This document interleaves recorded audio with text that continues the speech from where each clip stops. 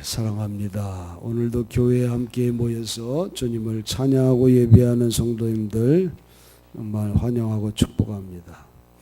여러분들 위에 주님의 은혜와 평강이 넘치기를 간절히 축원합니다. 오늘 말씀을 통해서 우리도 소경인가 이런 제목으로 여러분과 은혜를 나눠보려고 합니다.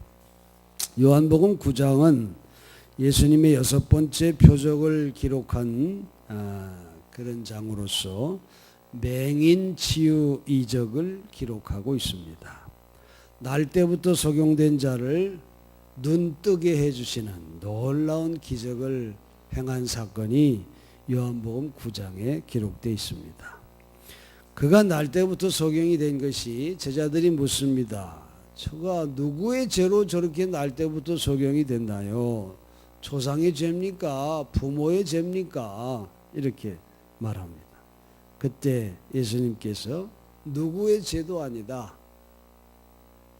이것은 하나님이 그에게서 하시고자 하는 일을 나타내시려고 저가 소경으로 태어났느니라. 그렇게 말씀하시면서 땅에 침을 뱉으시고 진흙에다가 침을 뱉으시고 그것을 이렇게 뭉개가지고 그 소경의 눈에다가 발라주시죠.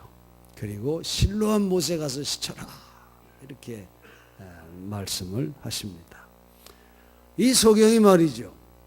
실로암 못까지 가는 길은 바로 코앞에 있는 길이 아니라 거의 한 2km나 되는 그런 좀 먼 데에 있는 그런 곳인데 예수님이 그 말씀을 하실 때 즉시 순종합니다.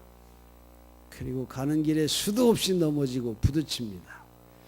그리고 가는 길에 수도 없이 사람들에게 물어봅니다. 실로암 못 가는 길 이 길 맞습니까? 이러고 묻습니다. 그렇게 물음으로 거기까지 찾아갑니다. 여러분, 하나님의 말씀이 들려질 때 순종의 믿음이 얼마나 중요한가 그걸 우리가 알 수 있죠. 거기 가서 예수님의 말씀대로 씻었더니 눈이 떠지는 그런 놀라운 기적을 이 소경이 체험하게 됐죠. 그런데 그날은 안식일이었습니다. 유대인의 율법에는 안식일에는 일을 하면 되지 일을 하면 안 되게 돼 있는 그런 날입니다. 진흙에다가 침을 뱉어 그것을 막 이겨가지고 또 그것을 눈에 척척 바른 그 행위 자체도 일이라고 저들은 생각을 하고 있었기 때문에 이 바리새인들은 예수가 안식일을 범하는 그런 죄인이다. 저 사람은 죄인이다. 이렇게 얘기를 한 것이죠. 그랬더니 또 다른 바리새인 한 무리 가운데는 아니 그럼 죄인이면 어떻게 죄인이 그 눈먼 자를 눈뜨게 하는 이런 놀라운 표적을 죄인이 어떻게 행할 수 있겠느냐. 그러면서 바리새인들 가운데 분쟁이 일어나고 있는 것을 9장에서 볼 수 있어요. 근데 그런 가운데 이 바리새인들 앞에 눈뜬 소경이 불려 가지고 그 자리에 섰습니다. 이 9장을 읽어보면 이 눈뜬 이 소경이 말하는 고백이 얼마나 우리에게 감동이 되는지 몰라요. 이 눈뜨게 한 그 사람은 분명히 죄인이다. 그렇게 바리새인들은 말하는 그들을 향해서 이 눈뜬 소경이 이렇게 고백합니다. 그가 죄인인지 나는 알지 못하나 한 가지 아는 것은 내가 맹인으로 있다가 지금은 그로 인하여 복이 되는 것입니다. 또 바리새인들이 우리는 이 사람이 어디서 왔는지, 우리는 모세의 제자지, 우리는 이 사람이 어디서 왔는지 우리는 알지 못한다. 그렇게 말했을 때 이 눈뜬 소경이 이렇게 고백합니다. 이상합니다. 이 사람이 내 눈을 뜨게 해줬는데, 아니 당신들은 그가 어디서 왔는지 알지 못한다고 하니 참 이상하지 않습니까?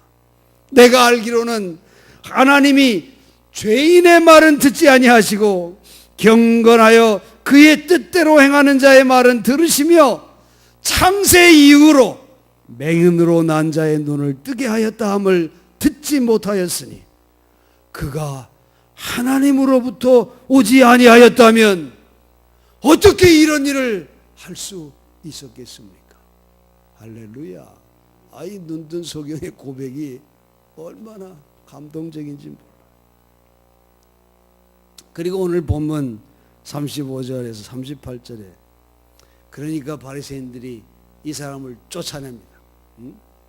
그 쫓겨났다 함을 듣고 예수님이 이 눈뜬 소경을, 눈뜨게 해준 소경을, 그 고침받은 사람을 다시 만납니다. 그리고는 예수님이 내가 인자를 믿느냐?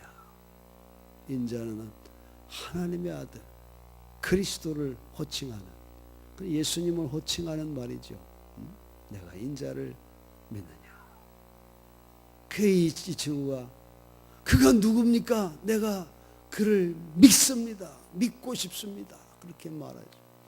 지금 내 앞에 너가 보고 있는 그가 바로 인자다. 여러분, 예수님은 이 사람의 육신적인 눈만 띄워준 게 아니라 영적인 눈까지 띄워줘서 구원의 자녀로 삼으시는 것을 오늘 본문에서 우리가 볼 수 있습니다. 그리고 39절 이하에는 이 영적인 소경, 그저 육신의 눈은 뜨고 있지만 아직 구원을 받지 못하고 영적인 진리를 깨닫지 못하고 영적인 눈이 감겨있는 영적 소경에 대하여 엄한 심판의 말씀을 주고 있는 것을 우리가 볼 수 있습니다. 예수님이 이 말씀을 듣고 예수님은 그들에게 말하죠. 내가 심판하러 이 세상에 왔으니 보지 못하는 자는 보게 하고 보는 자들은 소경이 되게 하려 함이라. 예수님이 이 말씀을 듣고 있던 바리새인 중에 한 사람이 그렇게 말합니다. 그럼 우리도 맹인인가? 거기에 40절에 예수님이 말하죠. 그렇게 우리도 맹인인가 하고 말하죠. 그러자 41절에 예수님께서 너희가 맹인이 되었더라면 죄가 없으려니와 본다고 하니 너희 죄가 그대로 있느니라. 그렇게 말씀하세요. 여기에 본다, 또 소경이다, 이런 말은 바로 영적인 눈을 의미하고 있는 그런 말씀이죠. 이것은 예수님께서 오신 목적이 자기 자신을 보지 못하는 영적 소경의 눈을 뜨게 하려고 예수님이 이 땅에 오셨다고 하는 그런 말씀입니다. 그런데 39절 후반에 보는 자들을 소경이 되게 한다. 이건 무슨 뜻입니까? 예수님은 바로 이것을 심판이라, 당신이 이 심판을 하러 이 세상에 왔다고 말씀하고 계시는 거예요. 이것은 자기는 나를 안다고 생각하나 사실 자기를 아무것도 모르고 있는 그런 무지한 자, 믿음의 세계, 은혜의 세계를 말로는 안다고 생각하고 있지만 사실은 믿음도 없고 은혜와 기적의 세계도 모르는 그런 사람들. 그때 이 말씀을 바리새인들이 듣고 있었지만 그들은 모든 종교의 형식은 갖추었지만 사실 은혜의 바다에 깊이 묻히고 있지 못한 그런 이들, 이런 이들에게 예수님께서 이제 심판의 날이 왔으니 너희가 거기서 돌이키지 아니하면 영원한 소경이 되고 말 것이다. 그렇게 말씀하고 있는 것입니다.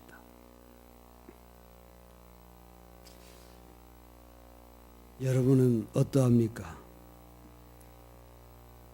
여러분은 소경인가요? 소경이 아닌가요? 먼저 예수님은 자기의 영적인 부족을 느끼지 못하고 회개가 없는 생활을 여기서 죄라고 규정하고 있음을 우리가 기억해야 합니다. 일본 후쿠료라고 하는 마을에 오에 세이스케라고 하는 악당이 살고 있었어요. 그가 5번째로 감옥에서 나왔을 적에 아내는 죽었습니다. 그리고 7살, 4살, 1살 이 세 아이들이 울고 있는 것을 봅니다. 자포자기와 절망에 빠진 그가 아이들을 죽이고 자기 자신도 죽으려고 부엌에 들어가 칼을 쳤다가 선반에서 작은 책 하나를 발견합니다. 쪽성경 마태복음이었어요. 그걸 몇 장 이렇게 들추어 보니까 거기에 빨간 줄이 쳐 있었습니다. 죽은 아내가 읽으면서 거기에다가 줄을 친 거였어요. 아내 생각을 하면서 줄 친 곳만 읽어봤더니 공중의 새를 보라, 들의 백합화를 봐라, 이렇게 알 수 없는 그런 말들에 빨간 줄이 쳐져 있는데 2줄로 빨간 줄을 2줄로 친 게 있었어요. 보니까 염려하지 말라, 이런 말씀이 2줄이 이렇게 쳐 있었어요. 이 세이스케는 자살을 보류하고 생전 처음으로 마을의 목사를 찾아갔습니다. 이 마을의 오노다 목사는 동네에서 악당으로 소문난 이 세이스케가 성경 들고 찾아온 것을 몹시 기뻐하면서 차근차근 복음을 설명했습니다. 그리고 그는 예수를 영접해서 새 사람이 됐습니다. 여러분, 시골 교회로 아주 교세가 약한 이 아와지 후쿠료 교회는 이 악당인 세이스케의 회개를 인해서 온 마을 사람 그 교회에 참석하고 교회가 크게 부흥이 되었다고 하는 그런 이야기가 있습니다. 장기 드실 줄 아나요?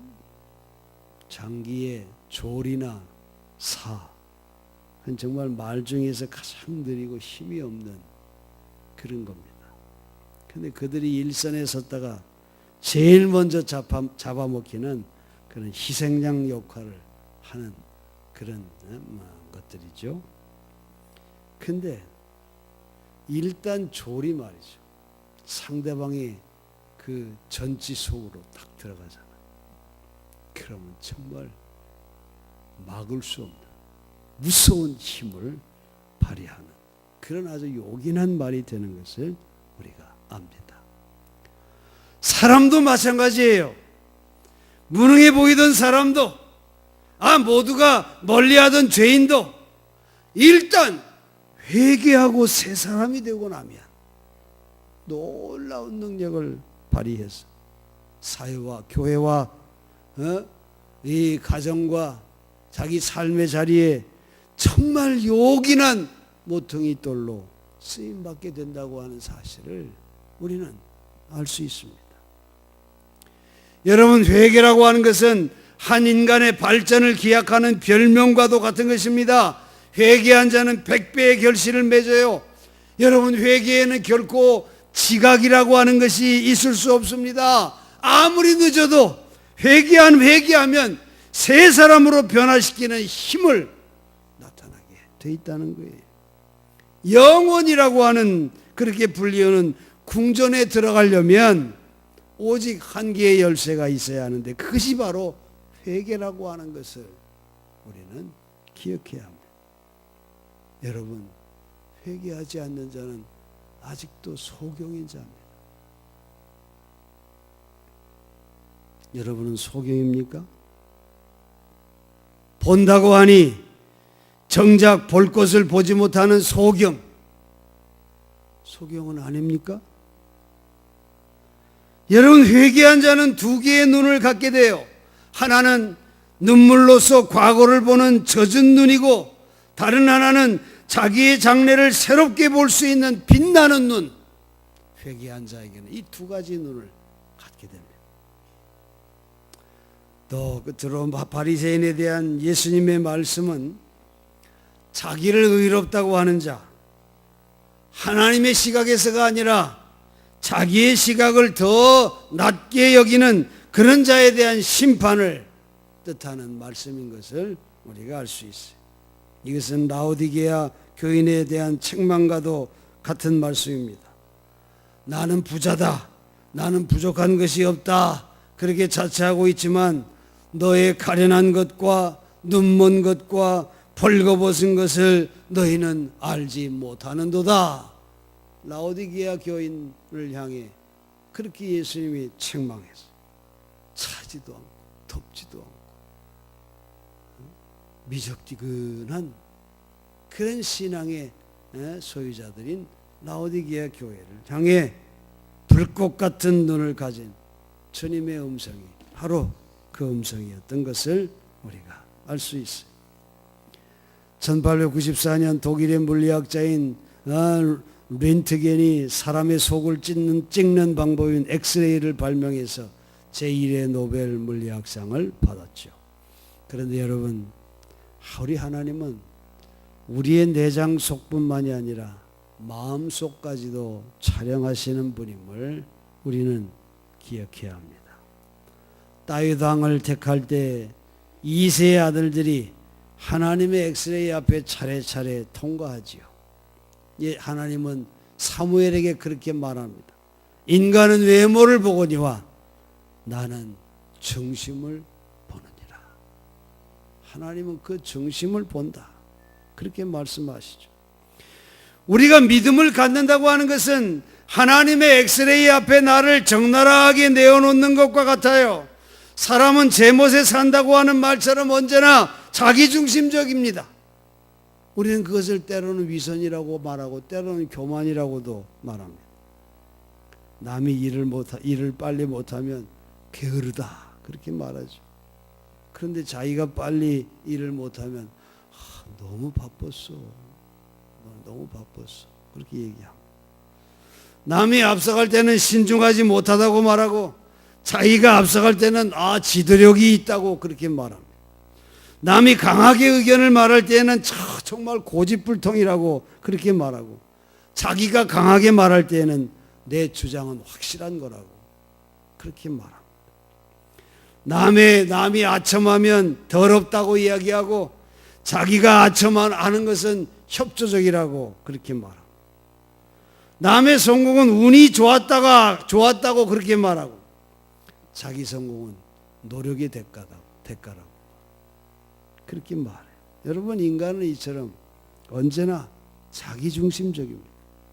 우리 기독교인이 달라져야 할 점이 바로 자기중심에서 하나님 중심으로 바뀌어져야 하는 것입니다. 내 중심의 생각에서 하나님 중심의 생각, 하나님이 원하시는 뜻대로 그렇게 생각하고 행동하는 것, 이게 바로 우리가 그리스도 안에 새 사람의 옷을 입는 것과 같은 것입니다. 중세기에 기사들이 있죠. 기사. 이 중세 기사에 4대 강령이라고 하는 게 있어요. 첫째는 부끄럽지 않도록 깨끗하게 살아라. 두 번째는 진실을 말하고 변명하지 말아라. 세 번째는 잘못을 바로잡는 용기를 가져라. 그리고 네 번째가 자기를 버리고 왕의 뜻을 따르라. 이 네 가지 강령이 중세기 기사의 강령입니다. 여러분, 이것은 정말 우리 그리스도인에게 그대로 적용해야 할 생활 강령이 아닌가 그런 생각을 합니다. 그 중에서도 네 번째, 정말 특히 네 번째 강령 뭐라고요? 자기를 버리고 왕의 뜻을 따르라. 그렇습니다. 나를 버리고 우리의 왕이신 예수 그리스도의 뜻을 온전히 따르는 것, 이게 바로 그리스도인의 모습인 것입니다. 사랑하는 성도 여러분, 우리도 바리새인처럼 내가 소경이란 말인가 이렇게 말하며 의아해하고 있지는 않습니까? 이런 바리새인의 질문에 대한 주님의 대답은 하나님을 내 삶의 구심점으로 하고 있는가, 아니면 내가 중심인가 하는 이 구심점의 위치에 따라서 소경인지 아닌지가 결정된다고 하는 그런 말씀입니다. 아직도 자기 중심의 생활이라면 그는 소경인 것입니다. 아름다운 축복의 세계, 놀라운 기적의 세계, 감격스러운 은혜의 세계를 보지 못하고 살아가는 영적인 소경인 것입니다. 그런 자는 결코 주님의 심판을 면할 수가 없다고 오늘 본문은 우리에게 말하고 있는 것입니다. 사랑하는 우리 온천 성도 여러분, 내일부터 우리 교회가 뭘 하지요? 기도 학교를 합니다. 기도 훈련의 시간을 시작합니다. 여러분, 이 시간은 우리를 향한 크고 놀라운 하나님의 계획이 펼쳐지는 시간임을 믿으시기 바랍니다. 무엇보다 먼저 여러분, 영적인 눈이 떠지는 축복이 여러분에게 임하기를 간절히 축원합니다. 아직도 볼 것을 보지 못하고 자기 감옥에 갇혀 살고 있는 나의 죄악을 정말 눈물 흘리며 가슴을 찢으며 회개하는 그 회개의 열매가 이번 기도 시간을 통해 꼭 있게 되기를 간절히 바랍니다. 주여, 나의 감겨진 영적인 눈이 활짝 떠지기를 원합니다. 내 중심에서 벗어나지 못한 죄된 생활을 용서해 주옵소서. 하나님 중심의 삶으로 새 사람 되게 해 주옵소서. 그리하여 하나님의 축복의 세계, 기적의 세계, 은혜의 세계를 바라보고 누리게 해 주옵소서. 이런 기도가 이번 기도 훈련에 있게 되기를 간절히 바랍니다. 여러분, 이번 여러분의 인생에 놀라운 변화의 시간이 될 수 있는 회개의 기회가 우리에게 주어지는 시간입니다. 이 회개의 기회를 놓치지 마시고 여러분을 향한 하나님의 놀라운 계획을 이루어가는 그런 복된 자들 다 되시기를 주의 이름으로 간절히 축원합니다. 기도하겠습니다.